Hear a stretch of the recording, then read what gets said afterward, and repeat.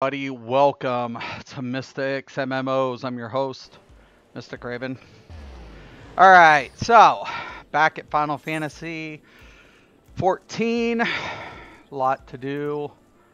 There's just, I'm just trying to get through the main storyline, trying to get leveled up.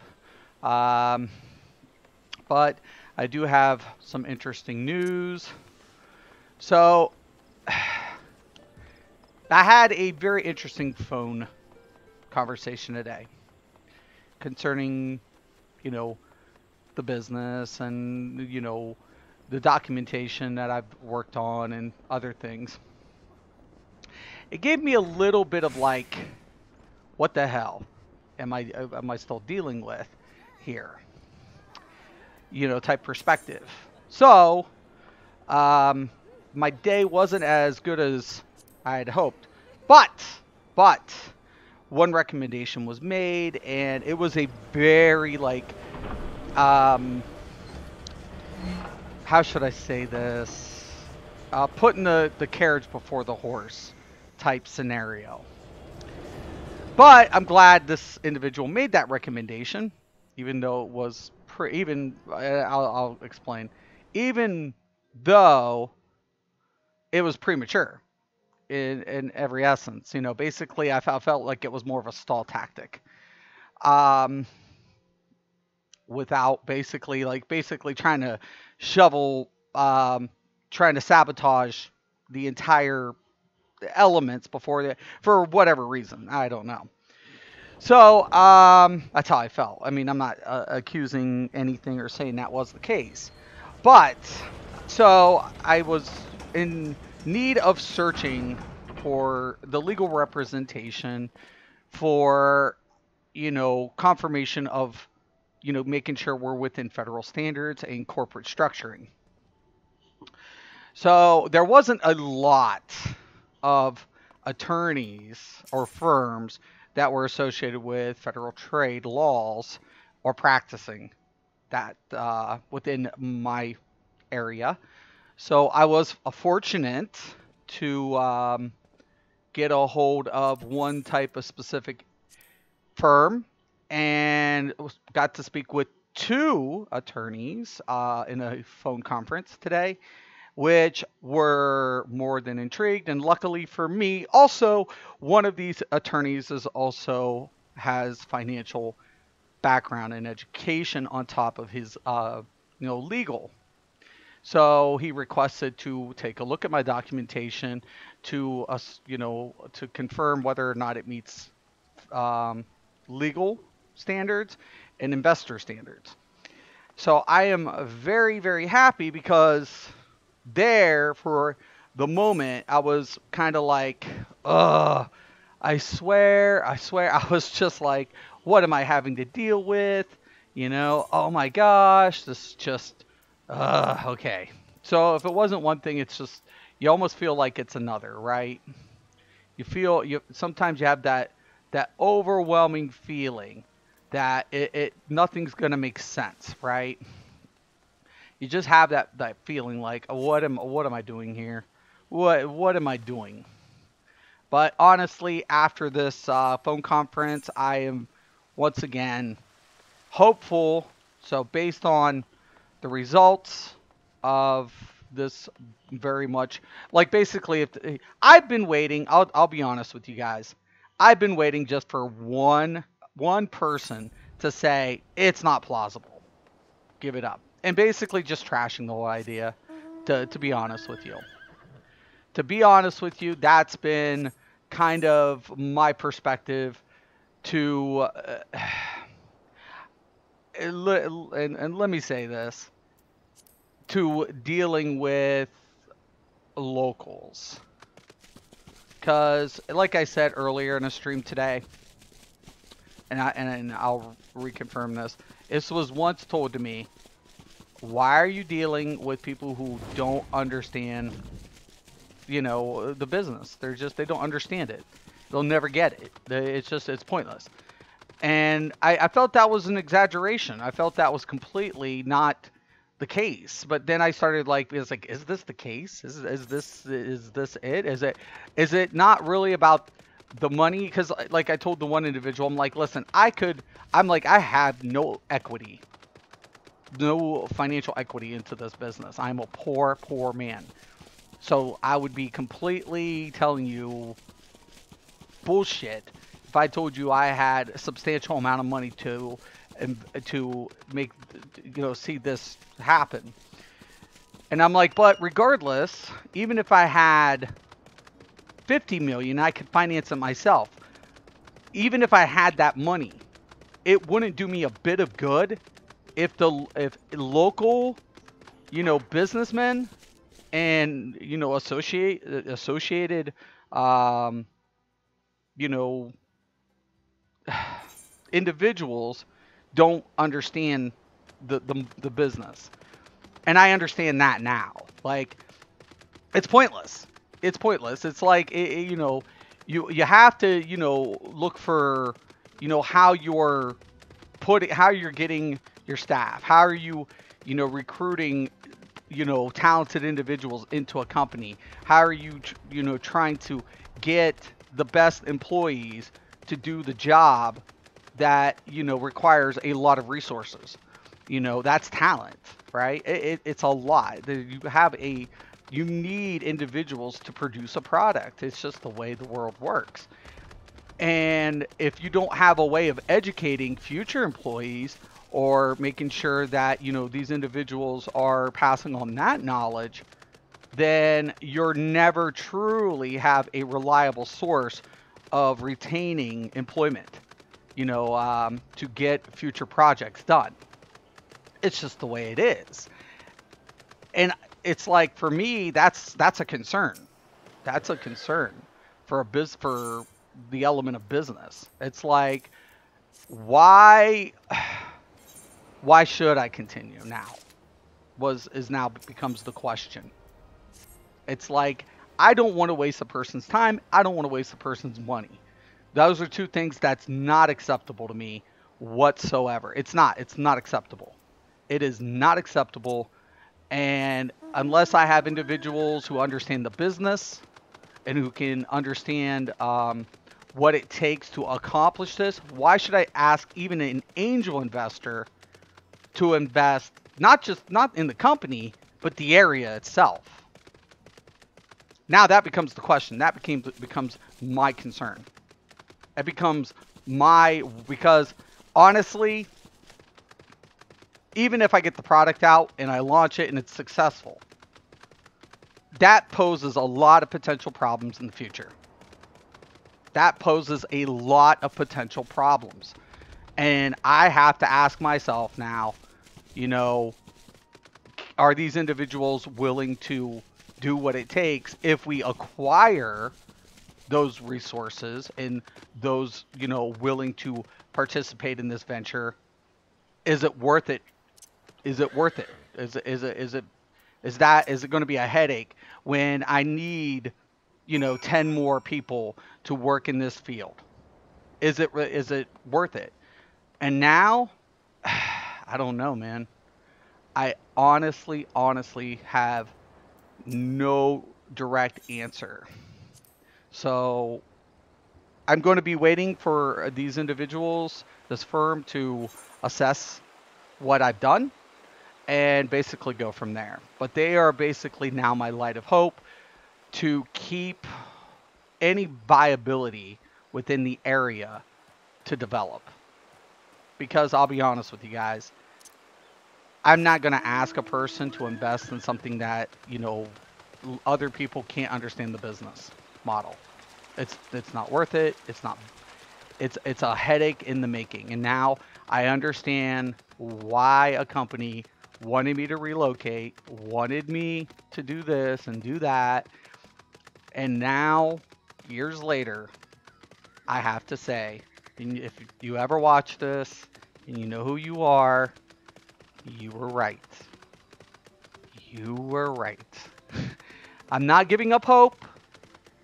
I still have hope. I know we have the education, we have the resources, we have the means to do it. But now I understand. I completely now get that. So, yup.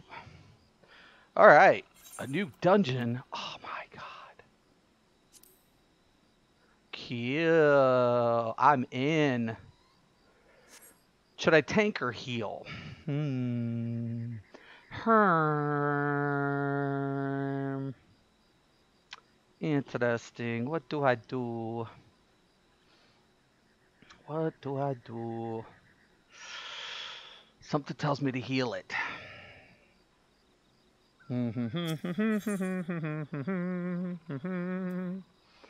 We'll heal. We're going to heal it.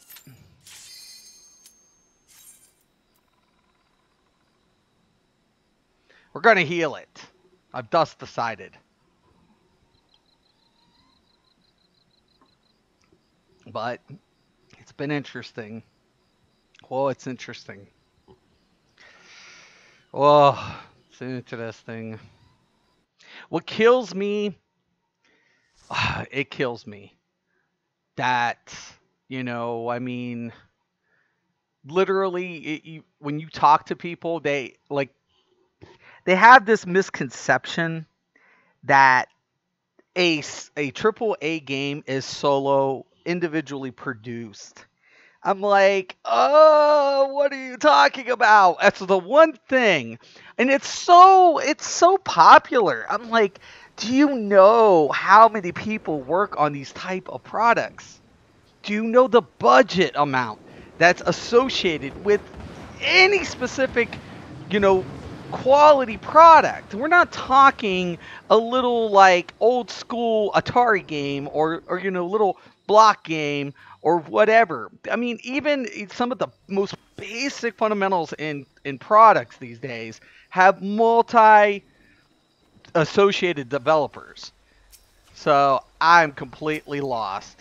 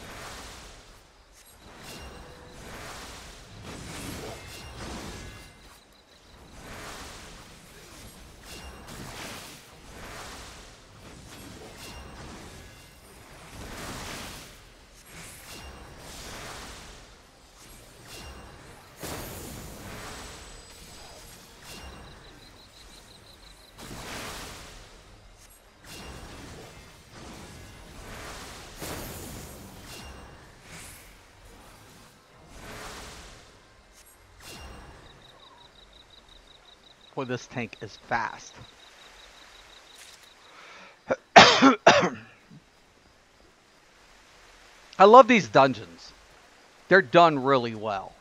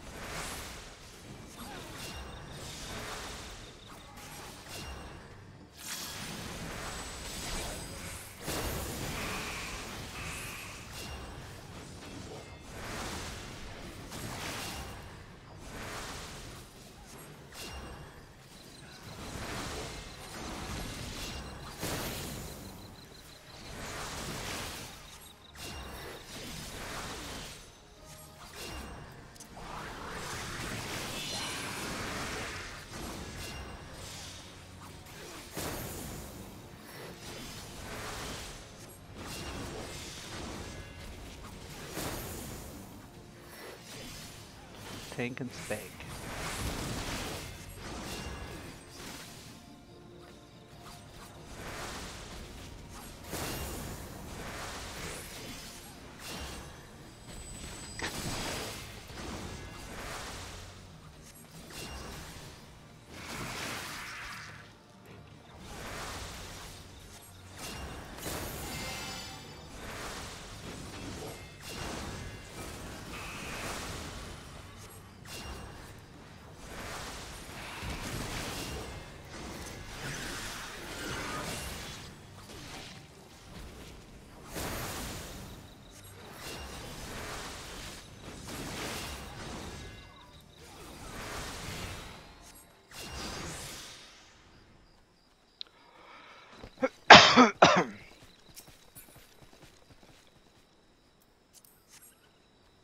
All right.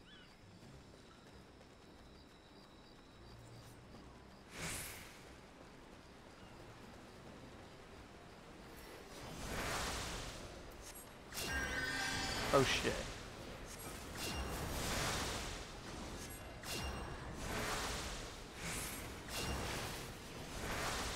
Got him.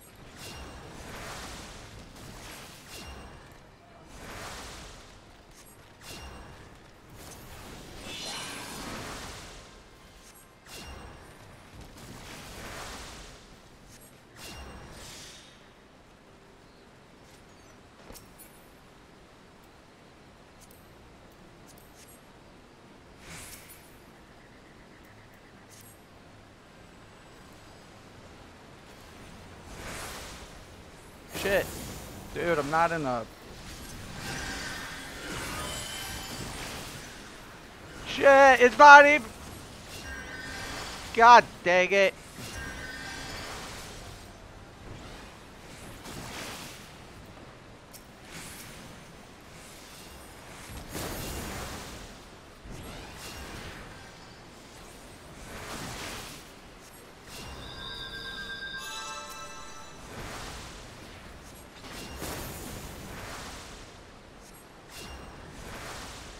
Slow down, dude. Wasn't even... There he goes. Jesus, fast.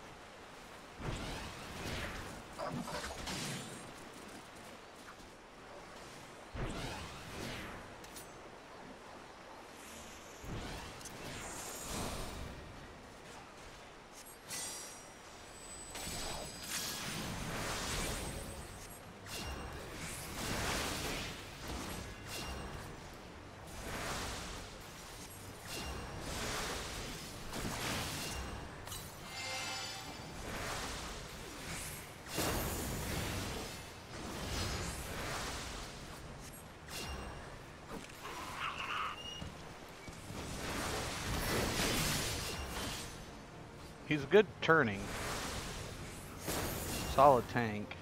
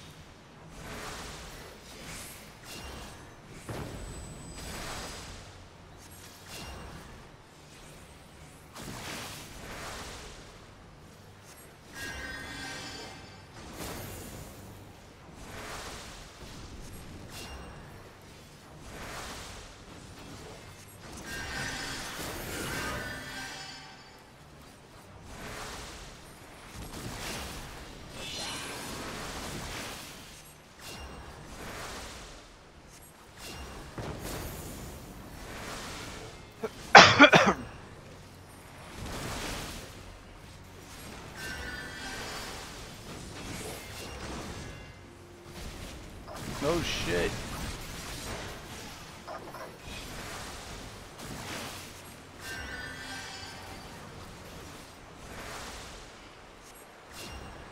Bingo.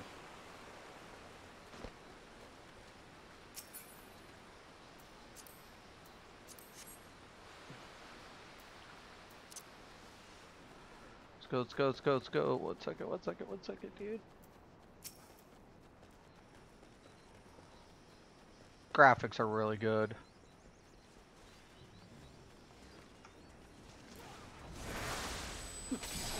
Nice pull.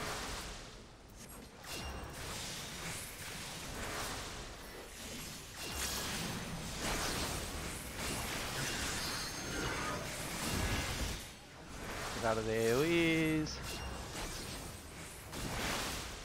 One thing I like about Healer is in a traditional MMOs like turn-based, it can be one of the easiest classes, but at the same time you have to be aware that, you know, if a tank misses anything, if a tank's off, you're gonna get the threat.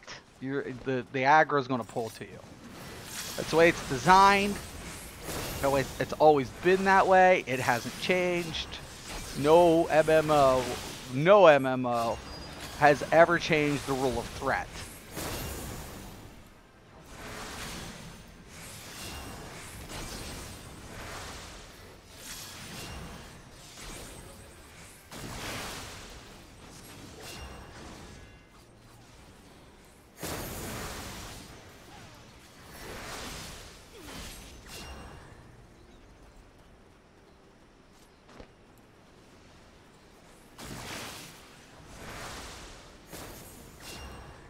Healers always stay towards the back. DPS is a whole different beast depending on the DPS associated.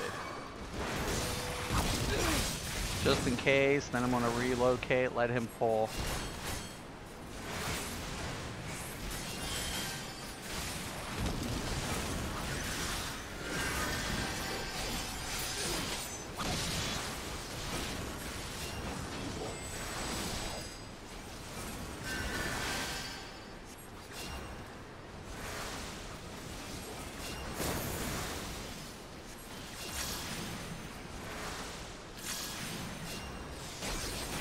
Oh yeah.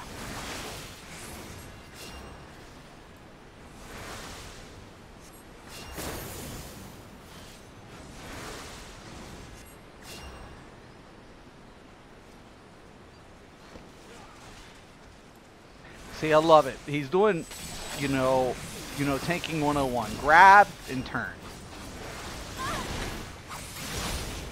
Gonna hit my AoE heals. Get out of the AoE. For another area.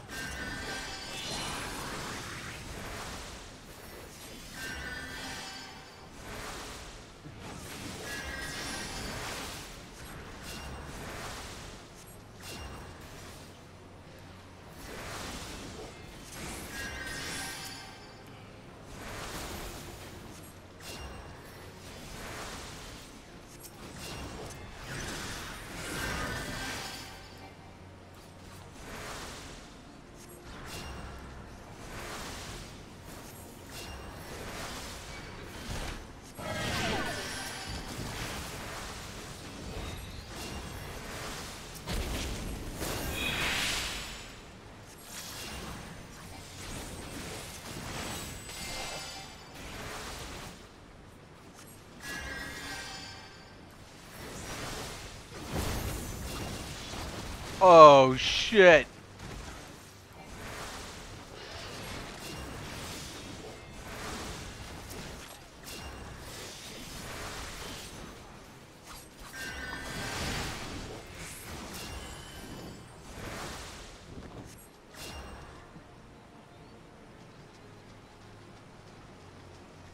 Boy, that was unexpected.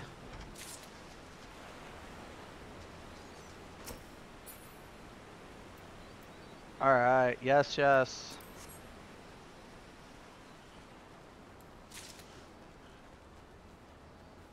It's always cool to do a dungeon for the first time. You don't know the mechanics necessarily, you don't know the environment, but as long as you stick to the basics and stick to the rule of thumb, you're usually okay most of the time.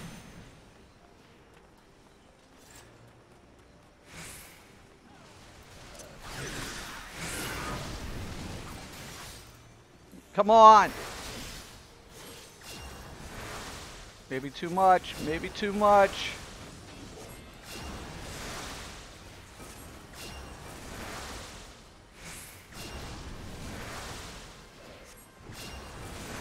Boy, he's testing me.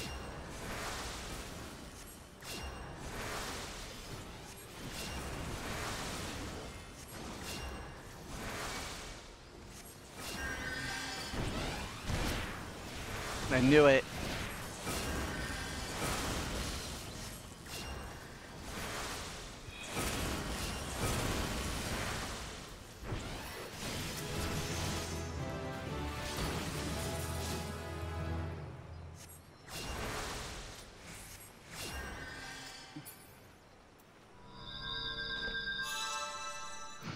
I knew it was a big pull. I already knew it. I mean, his life is only like, what, 1,400 or something? And he went nosedive and keep pulling instead of being smart about a pull. But, whatever. You want to be careful as a tank, right? You don't want to, you know, over pull. Remember in Final Fantasy, you scale. It's not like other MMOs where sometimes you can go in, be OP. The scaling system in this game keeps it relative. You can, I mean, your gear will scale as well, but you can't anticipate even at end game you can walk into a scaled system and just pull everything and not die. It's not how it works.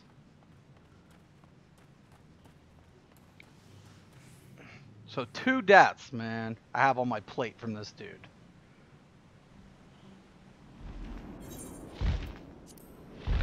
Skip the cutscene for now. Because I do not trust this tank.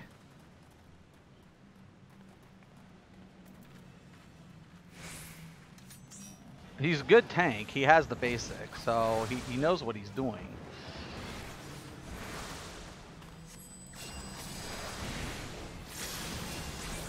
Little dragon.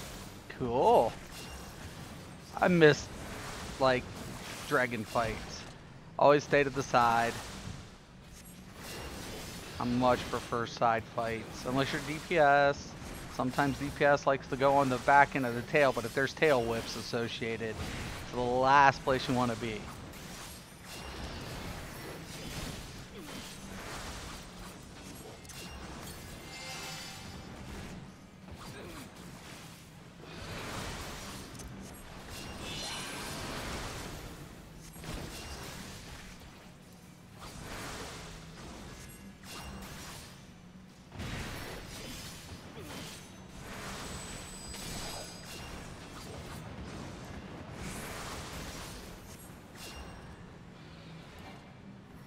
We had to reposition out the poison. Got to pay attention to mechanic.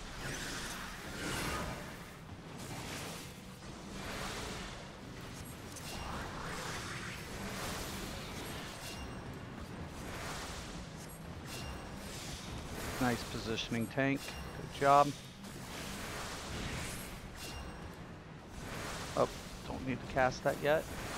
Okay, about now.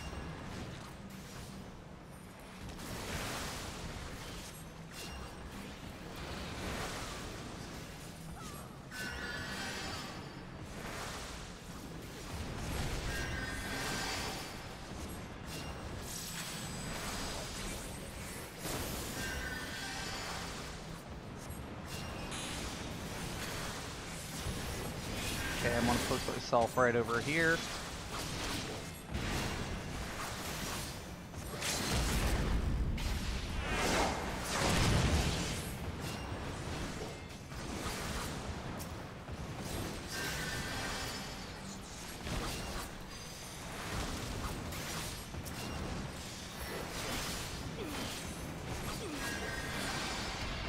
Bingo. Ugh! Good job, tank. Good job, team. Yes, yes, yes.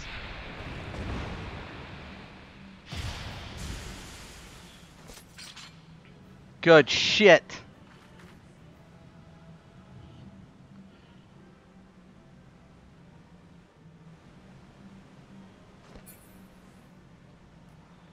Love it.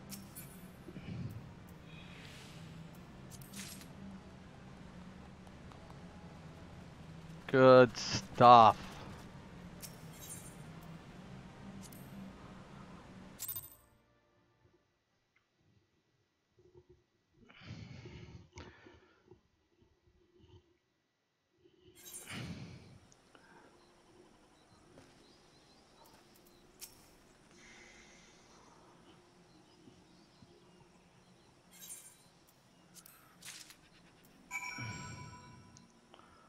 All right.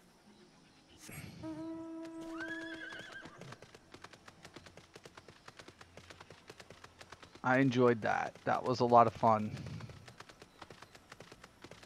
I like dungeons. The game's very quest heavy, but I'll be honest with you guys. Good storyline when you want to pay attention. Lately, I've been just kind of like, eh. Um, I like actually how the faction setup is. I do notice that PvP queues are terrible in this game. They need to work on cross server PvP. Terribly. It's in desperate need to happen by Square Enix. It already has been done by other games, so it's not impossible to do. You can cross, especially if they're instance-based, you can cross server PvP instances. It is capable. You are more than capable of doing that. I would make that recommendation for Square Enix every day of the week, and twice on Sunday. I think, we'll be getting into the conversation of the PvP elements in this game. Once again, it's like you can tell when games are intentionally designed towards PvP and when games just implement the element of PvP to try to pacify PvPers. And it's not always the most reliable way to approach a game if you're trying to introduce a PvP. Here's my saying: if you're introducing PvP and the game's not built for PvP, you'll suffer more in the long run. So sometimes I feel certain games should just not even implement PvP. It's fine. It's fine if you don't have PvP. It's fine. It's more than acceptable. There are tons of games that don't have PvP. And it's fine.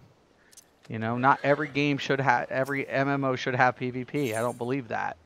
But the games that, are, trying to commercialize PvP to, get PvPers to play their product, it's not very practical.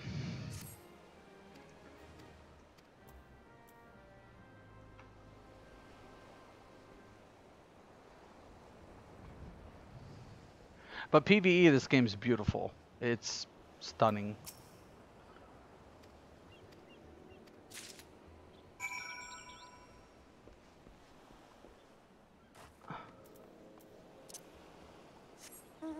I like the fact that you can earn mounts in this game. They have some mounts in the store, but a lot of the mounts that you get in this game are earned, and I like that. You can tell that they don't really try to focus in on microtransactions. They have some, but you can tell it's not a big priority because of the way it's structured. It's not built into the game. It's a whole completely different website that's attached to your account. So you can honestly tell, like, yeah, they offer some microtransactions, but it's not, something that they're completely, the way their business model's set up, it's self-sufficient. And I really like that about Elder Scrolls. I mean, not Elder Scrolls. Final Fantasy, I mean. Sorry, my bad. It's a habit. Like, and I'm not, don't get me wrong, I'm not condemning any game that has microtransactions. So please don't take that, what it is. Every business model is different, and how a company, makes revenue is, it has to make money, if it's going to, be around. So if you like a game, and this is what I don't get about gamers. I'll be honest with you. What I don't understand about gamers, they complain about microtransactions. every day.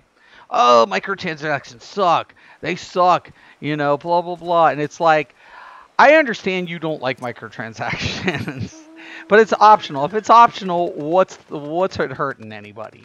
The game has to make money. That's how companies survive. That's how developers get paid. That's how it's able to. Look at this mount. Look at this mount. Oh my god, it's a chariot balloon. Look at. Oh my god. Oh my god. I would never. I wouldn't. Oh, I'm on a unicorn, so what the heck am I saying? But. Oh my god. Look at this. A whale. There's a whale mount. Look at. Oh my god. This is. You know, this is why. I'll be honest with you. This is. And this isn't in the store. These are earned mounts. Oh my god. That's just badass.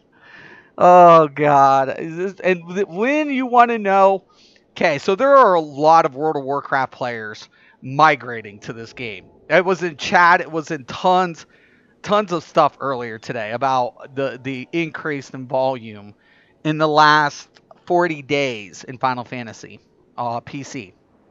Um, because players from World of Warcraft who's played for years are trying to find, a new home for whatever reason. I'm not getting into the drama or the controversy, but when you see things like this, you can honestly see why certain players are making this migration.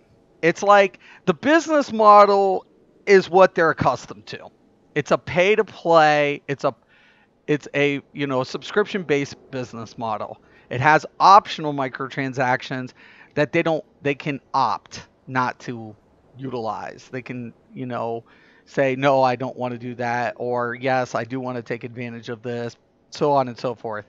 So when you see players and it has that features that they're accustomed to, like endgame, like it has the rating, it has the dungeons, it has story element. So I can understand why players from World of Warcraft are migrating to Final Fantasy. I can understand why. Because a lot of PvE players want a game that has a form of progression of some sort. Look at that mount. That mount's badass. That's the kind of mount I want. Oh my god. Always pick up these ones.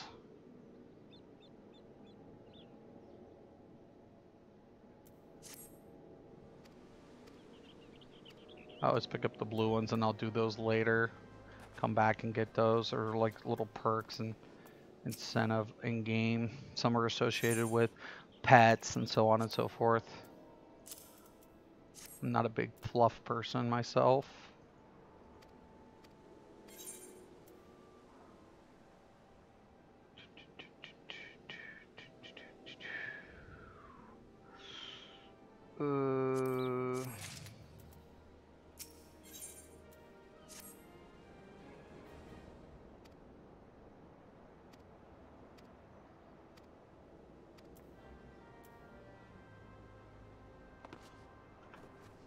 And I have another. Oh, that's that new quest right there.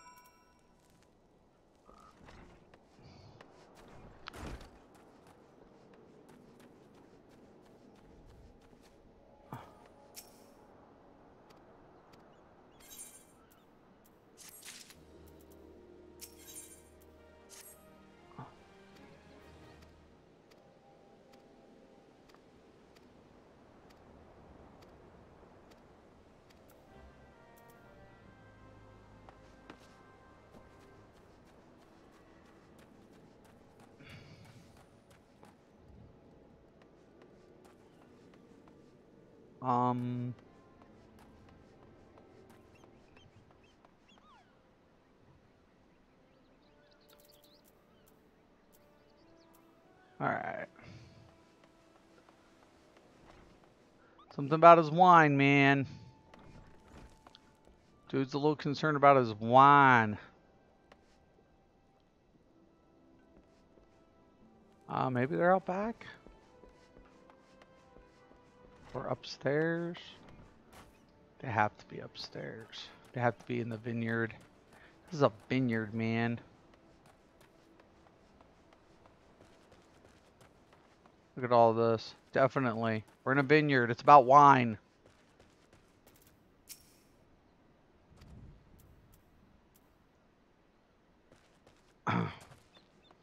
Well, I'm not allowed in that field.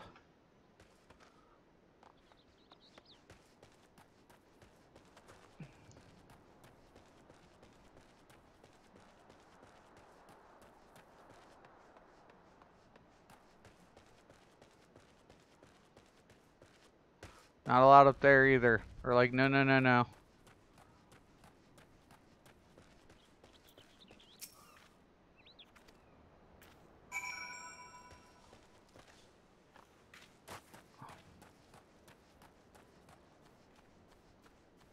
Like I said, this game is quest heavy.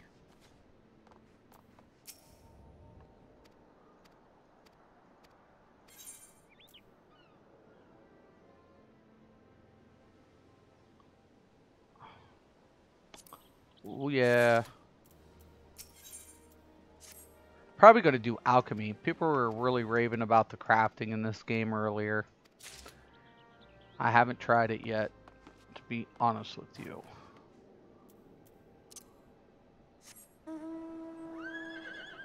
Give me a drink.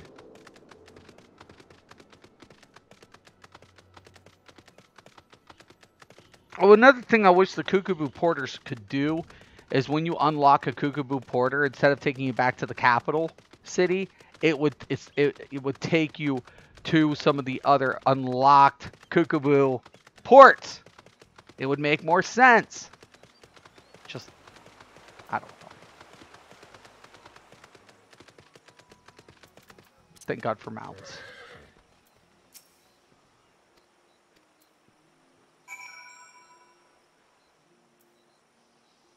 Alright. See, a lot of running back and forth. I'm telling you. It's my only complaint, man. Just task, busy work. Graphically stunning, though. Environmentally, each zone. I like the fact that you come back to the zones.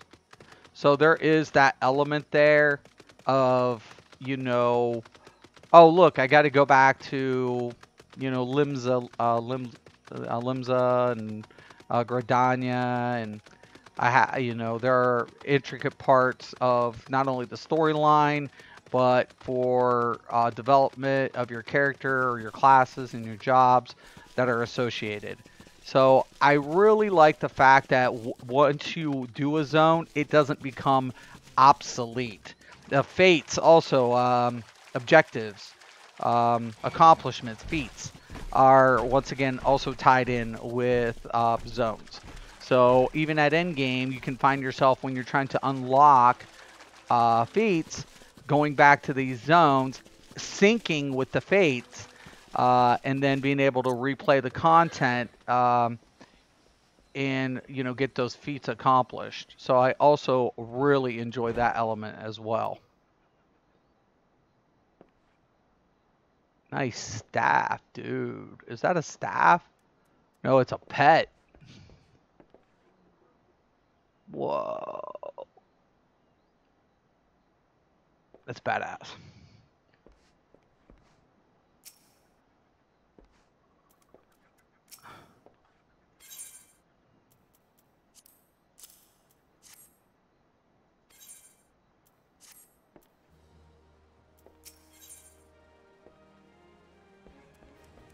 Um...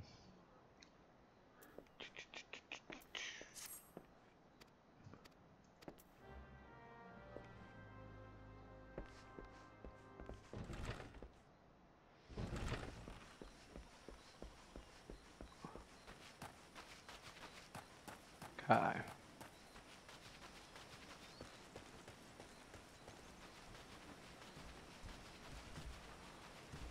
Once again, beautiful environment. Oh shit.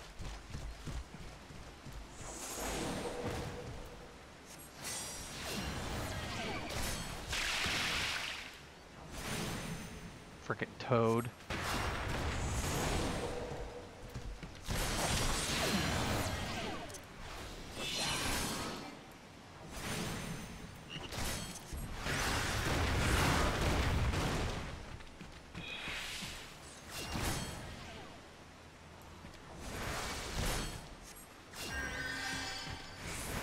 Oh shit. I don't want to join the fate. Forget, I'll do it anyways. To my play.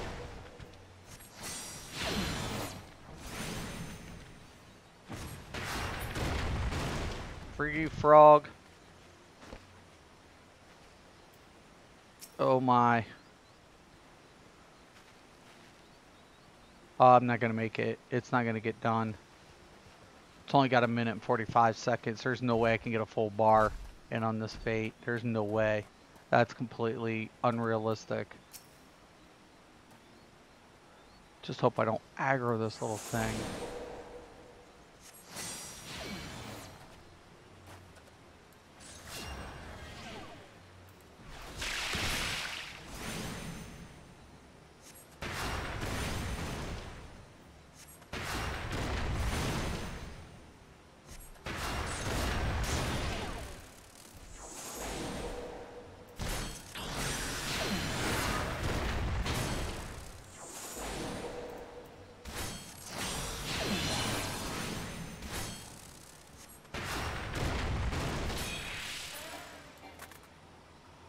Alright,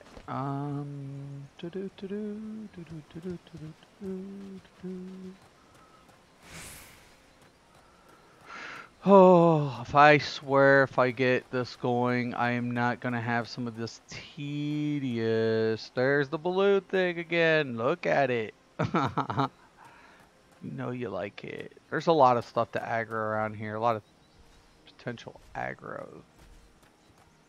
Alright. Trying to be smart.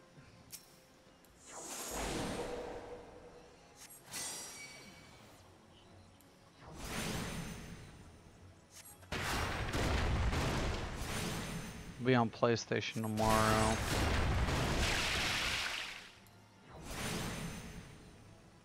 I gotta do some more paperwork, line things up.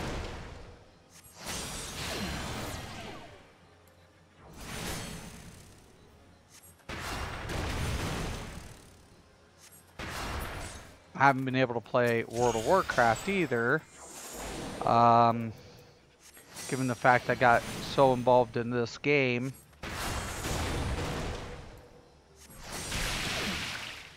But it doesn't look like most people are even interested. I don't really care. I've never did anything for popular demand. Actually, this is more popular than most people even expect, so it's whatever. If I had my way, I would have been continuing playing DCUO. I enjoyed that game a lot, but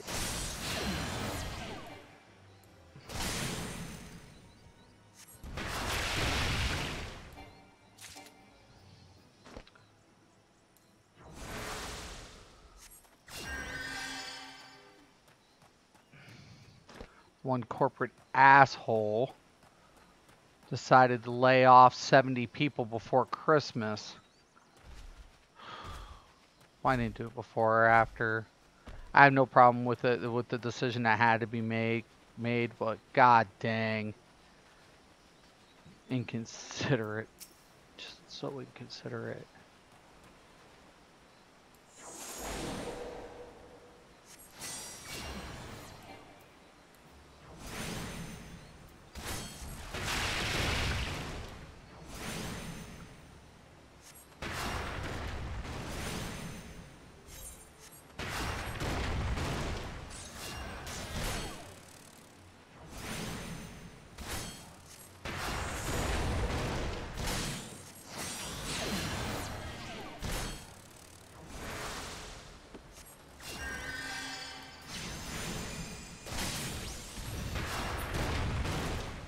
Alright, I'm gonna recast my protect. Alright. Person's looking for the same thing too. 34. Yep, that's about right.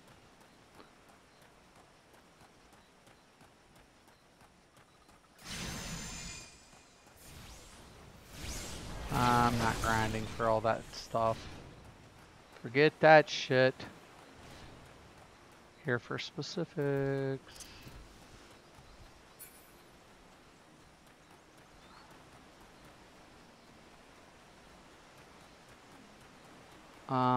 Maybe there's some under here? No. Aha!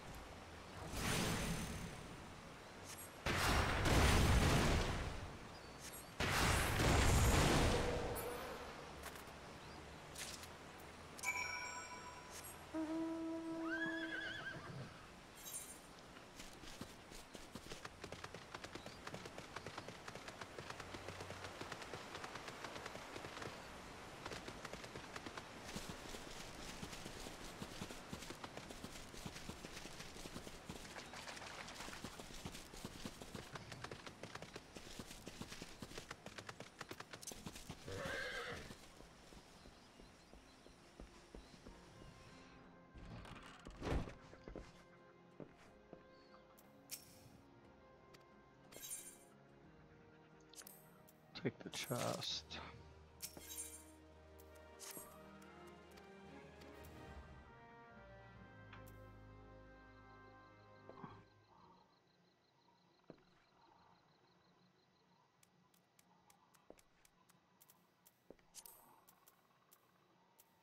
Alright.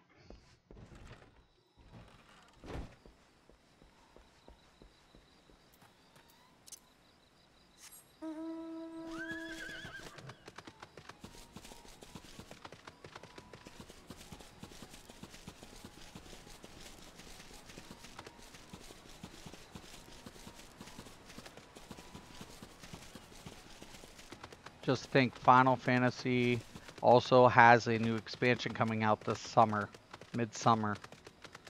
I'll be honest, it looks really good by the trailer.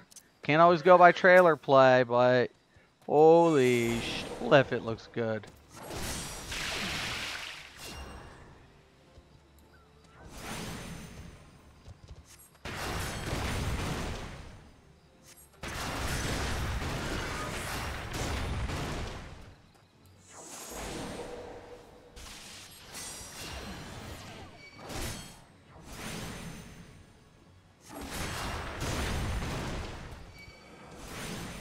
Up.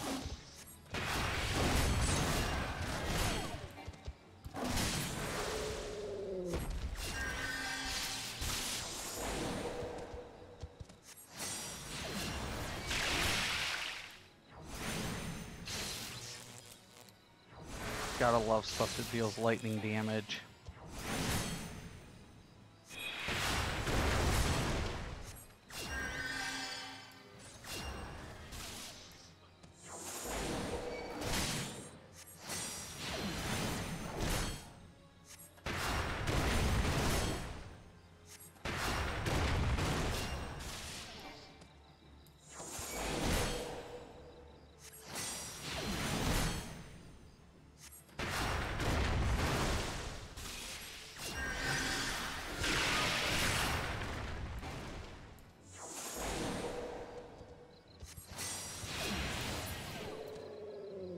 Alright.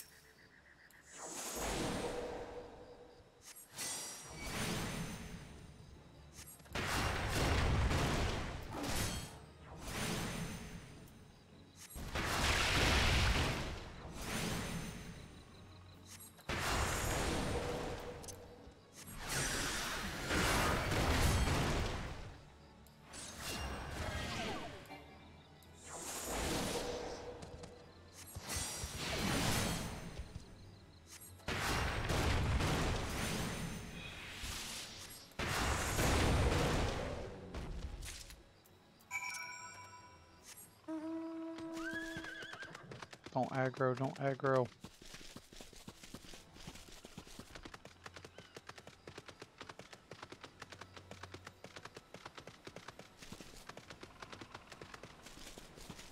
Okay, I gotta leave in like a half hour.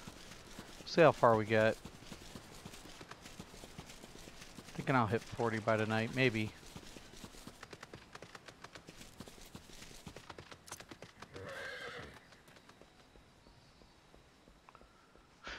Oh my.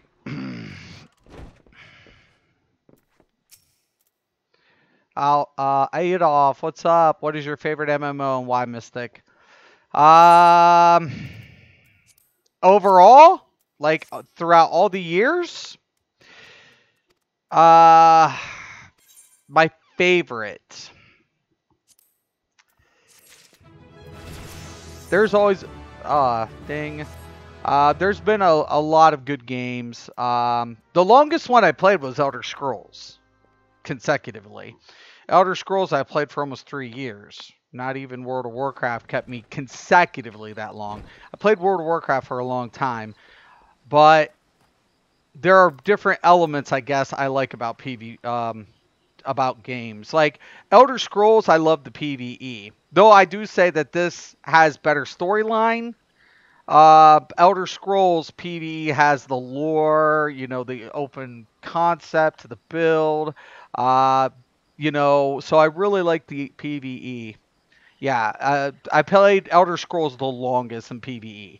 So if I had to say what my favorite was out of everything I played, Elder Scrolls PvE is my favorite. Not just the dungeons and the trials, but literally the lore, the open-ended system, the customization. That was probably why. Just say ESO. I just did. I just said ESO was my favorite out of all the games for PvE. Absolutely. It had me playing the longest. It did. Out of all the games I've ever played, and I have played a shitload. I've tested a shitload. I have never stayed with a game as long as Elder Scrolls. That's a fact. So I can't, as much as I get frustrated, I actually cannot say anything negative about the environment that ZOS has developed Elder Scrolls in, the universe. So I have nothing negative to say about that. I tell anybody, if you really want like the experience of being able to do what you want to do and play how you want to play with still a storyline attached to it, but not linear, Elder Scrolls delivers. It delivers. You know, you're not doing this constant like linear like here where I'm just like go to A, do B, and now you're at C. And it's like there's nothing wrong with linear, but the way Elder Scrolls did questing makes sense. It's like the storyline's there. There's a linear system, but it's not so like you. It's like the required way to level. Mine too. Last question: favorite class and race of Elder Scrolls, or in general, like out of all MMOs, or in Elder Scrolls. Elder Scrolls, if I have to pick a favorite class and race, see, it's so hard with class because I'm biased, right? Because I started off with a Nightblade healer, and I'm biased to my Nightblade healer. Like, I could fucking heal anything in that game with the Nightblade healer. It was my baby.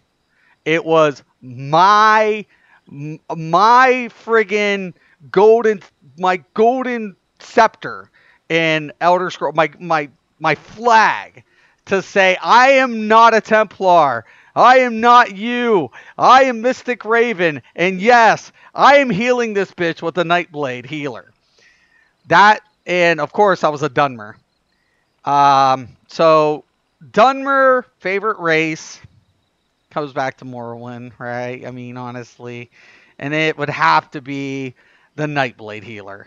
I mean, Nightblade is good, But I don't like Nightblade because of why reason other people like Nightblade. I love the Nightblade because it had hots, it had speed, it had the it set the challenge as a healer.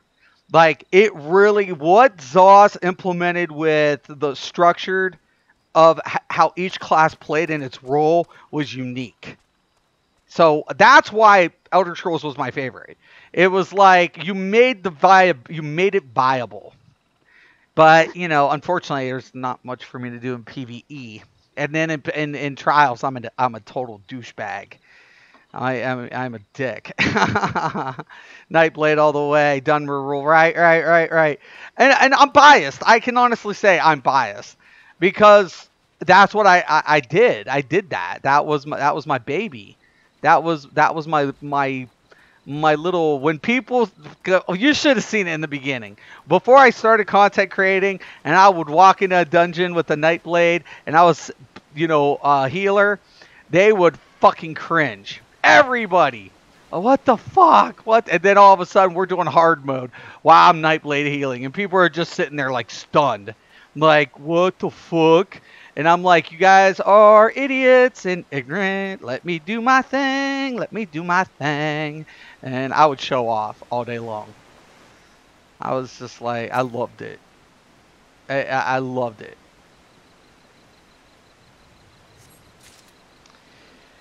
No, I mean, honestly, there's always going to be, I guess, but there's always games that I also enjoy.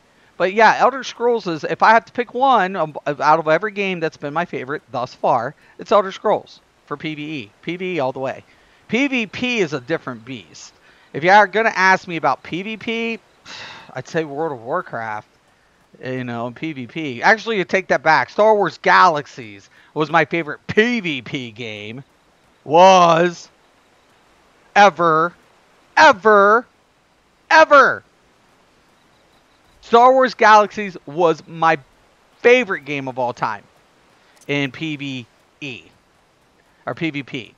PvP, I played that game to launch until they, a couple months before they shut it down, like 6-7 months. After my whole debacle with some individuals at SOE. I parted ways and left my beloved Elder Jedi behind. I cried. I mourned. I didn't have a funeral like Deltia. I outdid me with his Templar funeral. But, yeah. I still wept. I wept. I was like, I'll miss you. It's all short. It's all for nothing. But no, yeah. Then it'd probably be World of Warcraft. World of Warcraft, I was a PvPer and a PvEer, which allowed me to play the game very, very on both spectrums. And to this day, it's hard to find that in a game. It's hard to find a game that, I don't give a shit about balance, but keeps competitive elements between PvP and PvE. Though that's been the problem, right? That's the issue. When you're a hardcore MMOer, it's not one element that keeps it in for you. It's not the way it works, right? Love ESO. Just wanted it to be like DCUO in the sense of having more style options to be able to change role. Right. No, I feel you, man. DC, now honestly, like when I played DC, I love the combat. That's probably another reason I fell in love with Elder Scrolls. Elder Scrolls reminded me of DC combat. It did. When I first played, I played Terra when it launched, and it was revolutionary as far as what they introduced. They took the old turn-based system and flushed it down a toilet. Terra did. Terra took that and said, you know what? We're tired of you guys playing that way and this. And then all of a sudden, here comes DC shortly after. or around the same time, I should say. Oh, but I think there was a little bit of time lapse between the two, if I remember right. And when I played DC, I was sunk. I was sunk. I was completely enthralled in DC. It's what made me change my perspective and on how MMOs functioned. So what they implemented to this day was probably one of the most cherished moments that the developers in DC brought to me. So I always, and the cross-platforming application, right? So they did multi-platform at first. But when they literally said, we're going to merge the PC and PlayStation servers, I know PC players were kicking and screaming, but it was literally the triumph of being able to do that, because everything in development still reflects C++ coding, right? You don't change the way a game's developed in software. You don't. You don't. It's all C++. The only problem of it is the directory for the op. That's it. That's it. The server doesn't make the distinguishing between the code unless it has a kernel directory, right? It's the directory in which the file opens in that platform. And it was it solidified what all real geeks and nerds knew, that the code, the platform's irrelevant to the code. It's irrelevant to the code. It's irrelevant. And everybody would tell you that who knew, software. Everybody. It was like, oh God. Because when people would say it can't be done, we're like, you guys don't know what the fuck you're talking. It's C++. You don't fucking change coding, man. You don't. The computer is not discriminative. It's not biased. You are. It's but yeah, I loved it. There were so many fun memories too. And I feel like that's the one thing too, right? Because it's hard for me to describe what I've done. When you ask a developer from a company and say, hey, do you know Mystic Raven? Oh, yeah. We know Mystic. Yeah, sure. Of course. But then, for anybody who isn't directly in the field or whatever, it's kind of hard. Like when people are like, well, what have you done? Blah, blah, blah. I mean, like I said, I literally have talked to individuals who thought MMOs were developed by one person. I was like, oh my God. I'm like, what do you guys think? Like one person develops this, they take it to a company, and then all of a sudden where do you think the 50 million budget or the 20 million budget, the 16, the 20, the freaking EA spent 100 million. Let's talk about this. EA and BioWare spent $100 million on the development of Star Wars Knights of the Old Republic MMO. $100 million. Now, to me, that's, oh my God, that's ridiculous. I mean, I was like, what the, when I heard like how the budget just kept getting just ridiculous, and there was so much hype behind it. I'm like, it's going to fail if they zone. And we knew it. I pre-ordered it. I'm not gonna lie to you. I pre-ordered for beta because BioWare at the time had internalized testers for the alpha. No outside alpha testers were considered unless they had direct access to the staff. I was pissed about that. I was like, you're not taking any apps to the thing. No, but if we'll have a pre-order beta. And it was one of the first times you heard about pre-order beta access was associated with this game, right? For an MMO. I was like, okay, that sounds good. I'll pre-order this bitch. I'll get it, sure. Just so I could try it. I stepped foot because my game was getting shut down. SWG was going in the sinker. And I pre-order it. And me and my friend's there at my house, ready to watch me unlaunch this bitch and see what I'm doing. Now, this is about 6 months to launch or something like that. They had a pretty long beta, closed beta, which the delays just kept getting pushed back. So fortunately for me, I got to whatever. I jump in the game and I'm in a starting area. And at first I'm thinking, okay, it's just a starting area, right? It's just a starting area. I mean, I know these guys aren't dumb enough to go to zone base. I know they're not dumb enough to do that. There's just no way that EA and BioWare would try to emulate Knights of the Old Republic in the same fashion as an MMO. There's no way. No fucking way. And unfortunately, they did. They did.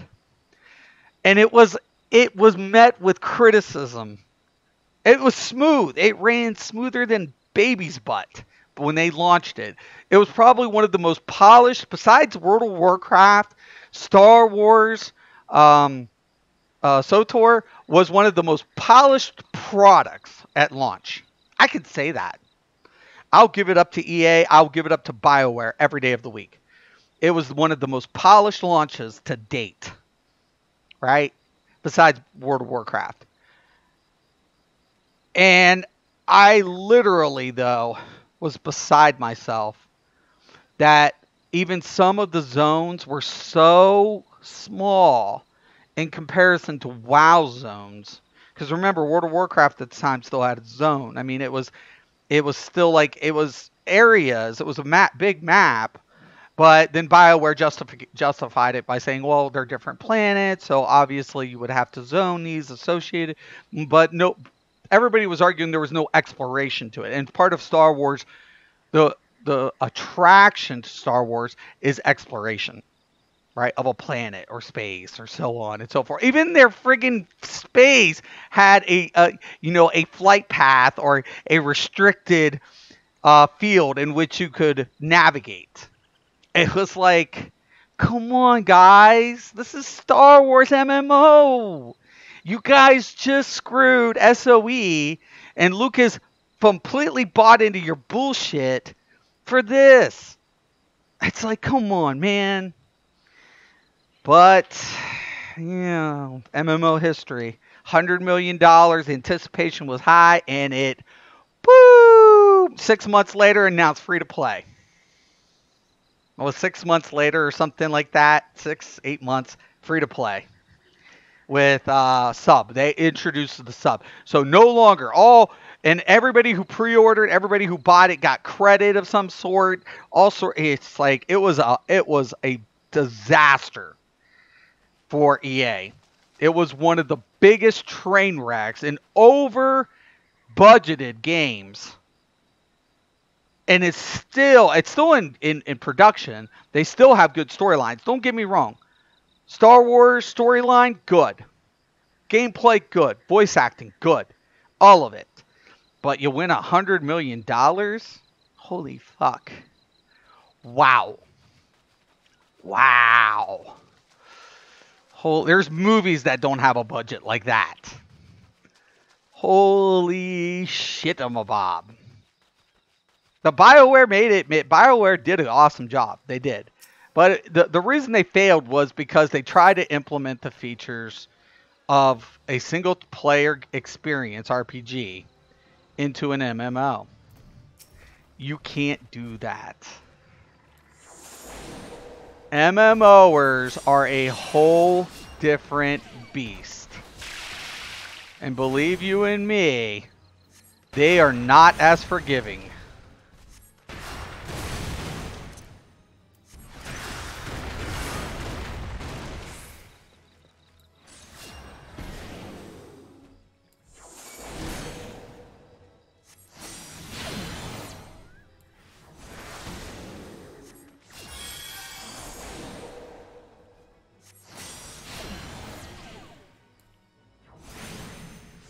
Like DC's their launch on PlayStation was not their fault.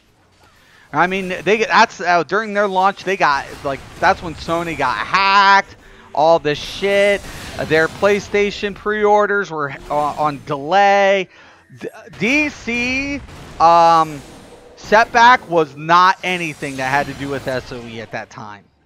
Sure, SOE had some, you know, setbacks with some of their other products. Matrix just went under. There was a Matrix Online. Do you guys remember the Matrix Online? I don't know if anybody does. But Matrix Online, to me, was one of the most unique combat systems at the time for a turn-based game. The implementation of the universe of the Matrix Online was definitely interesting. If the problem of it was it just failed in a few minor areas, but overall the concept was sound. It was well put together. It just lacked a little finesse, and it was interesting. But when SOE decided to shut down the project because of the reflected numbers of players playing the game, and with no hindsight of being able to develop the end game properly due to funding, it was unfortunately those things happen. There used to be an Auto Assault MMO that NCSoft had at one time, and it got scratched. It was out, I think it was out for a good 2 years, and it got completely boom. Tabula Rasa. I love Tabula Rasa. I think Richard Garriott, given the circumstances, delivered a hell of a product. But unfortunately, I was playing the game when it was announced it was getting shut down. It was sudden. It was completely like out of the blue. But the marketing on it wasn't very well, and the ratings weren't bad. I mean, obviously it got questionable ratings for what was delivered, but at the same time the combat system, the unique, it was one of the first times I actually had been introduced to environmental conditions into a game, which spawned basically after certain things would happen. It was like random events within each area, and you could participate in these events. That was the first first game that really introduced that type of element, and it did it very well. Like, you would see these spaceships flying in and like aliens popping out and all sorts of shit. And that was the first time where you didn't just see like spawn just kind of spawning up, and you kill it and it it respawns and populate. No, like, you had a whole slew of shit going on within the area and how it affected the area, the skies, the environmental conditions. It was brilliant. It was literally, for an MMO, you anticipate that in a single player or maybe a multiplayer game. But for an MMO to have that condition, then I went to Rift, and Rift was based on that concept, right? Rift should have been World of Warcraft's. It did it better than WoW. I'll just be honest. But Rift was just so high end at the time. It was so gear heavy, requirement heavy, that it wasn't because of the system that Rift failed. It wasn't. Rift had a decent amount of numbers and subscribers as well. The lore was there, the raids were there, endgame was there. Everything about Rift was worthy at the time. The problem of it is the marketing and system requirements. System requirements were just insane at the time in comparison to any other product out. And it was like they basically cut their own throat by doing that. Because at the time you needed at least a $2,000, $3,000 computer, when the average gamer, sunk $800 into their system. That's when the GeForce 8 series had just released, and I remember the 81 GT being like on everybody's like priority list with a whopping 2 gigs. That's before the 3 gig series, and that's when the new DDR format came out. We just had been introduced to dual core DDR3 hyperthreading, and I remember that. But who could afford those systems? It was completely unconceived that most players would have a beast system like that. So a lot of players couldn't afford to play a game like Rift. And it's unfortunate, but you have to have practical application when you're in development of, players' hardware or what people are going to be able to afford and what they can access. Technology has advanced a lot in those days, considering those days. And I don't mean to just keep rambling on, but takes me back. Takes me back. And Rift was also one of the first games to implement cross-server PvP. It did it before Blizzard implemented it, actually. Blizzard did it eventually, but Rift was one of the first ones to actually have had it initially because they had a problem with, the populace. So they had to come up with a way to sustain their PvP battleground system. So relatively soon after launch, they implemented the cross-server elements of the PvP system, and it was ingenious. Because basically, they didn't have to worry about any other platform. It was amazing. And people, the devs at Tryon have always treated me good. They've always, they've let me test things. I got some perks from Tryon for, being a part of a couple of things. So Tryon developers and company, prior to their bankruptcy, they treated me very well. I do want to thank those guys over there. They were all really nice to me, and especially like Turbine too. Turbine, as I can't say anything negative about Turbine as a company. Turbine's always been such a good company to the player base and how they handled things in the past. Now I don't know if that's the case still with the customer service. I mean, obviously money talks. It's relevant, right? So what am I gonna do? Get trashed?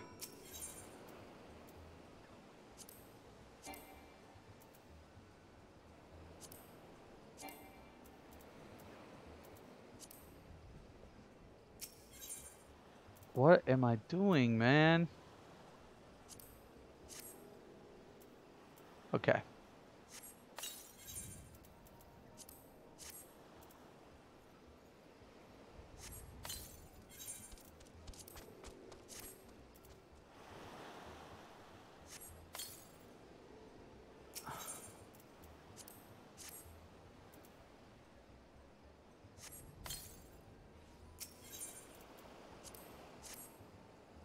Man, questing.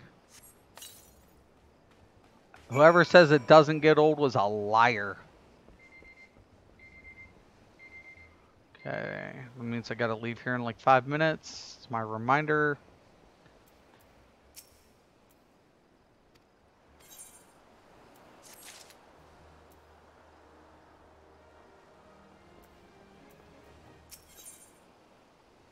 Company of Heroes.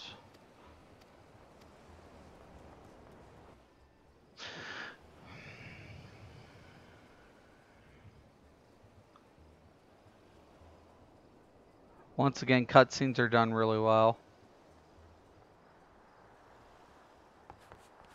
Sir Raven.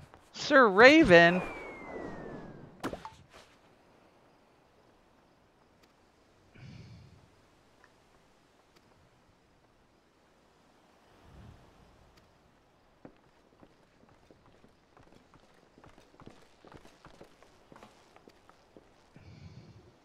Sir Raven now.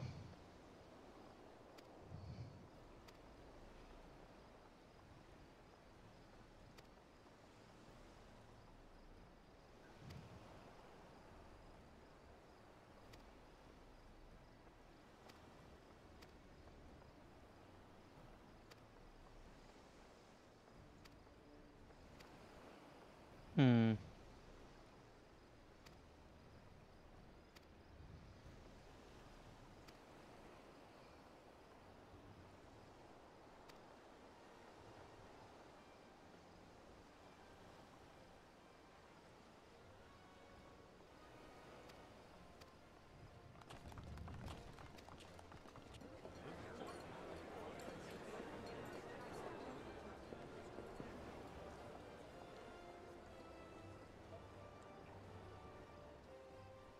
They do a good job. Really, really good job with graphics. Well polished. Very well polished product. Alright. So I'm going to pick this up and I'm going to get going.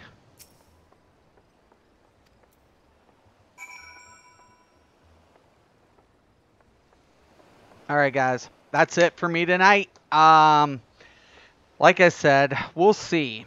We'll see, man. You know, like I said, I'm waiting for somebody to say no, blah, blah, blah. In my case, if it all fails, I'll get to go ahead and show you guys what work I've done.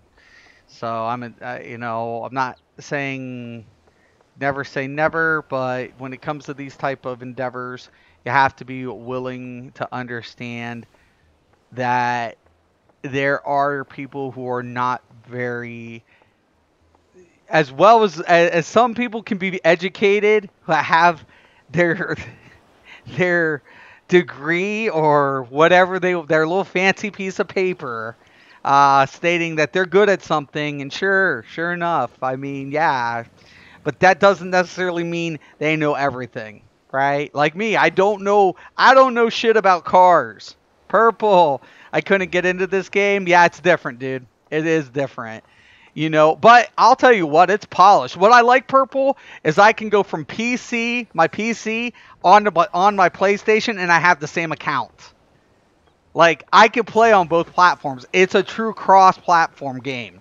Like, I had to buy the access, like whatever, but I can. It's the same account. It doesn't charge me 2 times for the same account. So, and the PvE, like the dungeons, like if you're used to World of Warcraft and you're used to dungeons and raids, that's all here.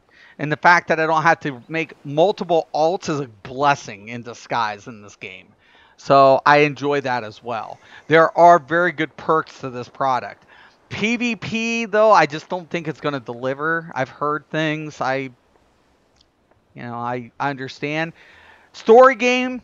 The story, if you're a story player and you like linear progression and you like a very deep story, this game delivers. Performance, can't be touched. There's no Western company out there that performs as good as this product and looks as good. You know, has the graphics, the resolution, and the performance all in one. I'm sorry, guys. Western companies, step up your game, man. Step it up. Step it up. We have World of Warcraft players migrating to this game as we speak. They are at this year. They're anticipating all-time record highs between migrating MMOers from one product to another and the release of a new expansion in midsummer, which the scene looks badass. But the combat's not for everybody, and I agree with you there, Purple. It's not for everybody, and the simple fact that PvP isn't being addressed and it doesn't have a cross server PvP element to it is probably one of its downsides currently. But Bless also is looking at an adaptation of their game towards Xbox. I want to say late summer or early fall this year. I don't know if it'll deliver because the Bless PC version has been an utter disappointment due to performance. Once again, high-end quality. Still running on, I believe, the Unreal Engine as well. So, I mean, once again, you have to be able to gauge, man. Server, I think it's more server end, to be honest with you. The engine itself is solid. We know Unreal is fine with their engine. So, you know, there's questions upon questions about 2019, what's going to be coming out. But Final Fantasy, I can promise you, isn't hurting. If anything, it's reaping the benefits. Here I am. I'm an Elder Scrolls player. To be honest with you guys, I'm an ESO player, right?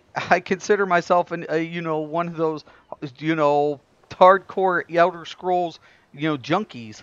But at the end of the day, I'm disappointed, right? So I have to look at other potential products. Not saying that this is my substitute or this game's on par with that type of gameplay. It's completely apples and oranges.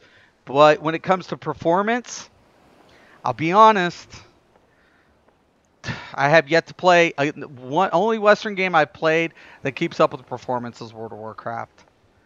There's no other Western game that keeps this performance up where I'm getting, you know, between 60 to 90 frames consistently. Sad but true. It's sad but true. All right, man. I'm going to let you guys go. Once again, thank you for stopping in, Scott. Thank you for stopping in, Adolf. Purple. If you guys don't know who Purple is, you better go check him out. And Scott, my boy Scott now is a content creator. And Adolf, if he's one, you might want to check him out. I love all of you, man. Share the love. Check each other out. Support each other always in this world, right? All right, once again, I'm Mr. Craven. This is Mystics MMOs. Thank you guys for watching. Once again and always, have a nice day.